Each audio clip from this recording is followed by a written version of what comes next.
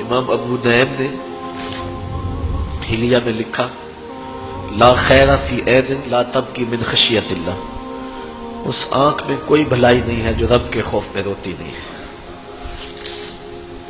رومی کہتے ہیں جہاں پانی چلتا ہے وہاں سبزہ اگتا ہے، اور جہاں آنسو چلتے ہیں وہاں رب کی رحمت اترتی ہے۔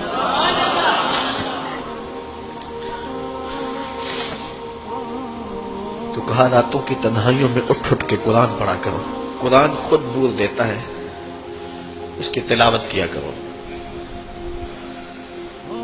ایک حدیث ہے جب میں نے پہلی بار پڑھی تھی تو میرے اوپر ایک کپ کپی طاری ہو گئی، وہ لمحے دوبارہ تو نہیں اس انداز سے مل سکے، لیکن جب بھی میں پڑھتا ہوں ایک حاض ملتا ہے۔ فرمایا قرآن یہ اللہ کی وہ لٹکتی ہوئی رسی ہے جس کا ایک سرا تمہارے ہاتھ میں ہے اور دوسرا سرا تمہارے رب کے ہاتھ میں۔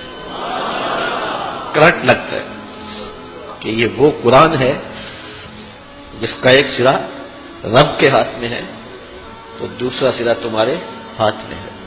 تو کہا قرآن ڈائریکٹ فیض دے گا، قرآن ڈائریکٹ نور دے گا۔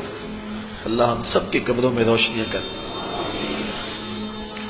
چونکہ ہماری تحریک قرآن مجید کی تحریک ہے تو اللہ کی کرم نوازیاں ہو جائیں۔ ہم اس کتاب کا حق تو ادا نہیں کر سکتے، لیکن نوکری تو اللہ نے ہمیں نصیب کر دی ہے۔ اللہ اس کتاب کی برکتیں ہمیں نصیب کرے۔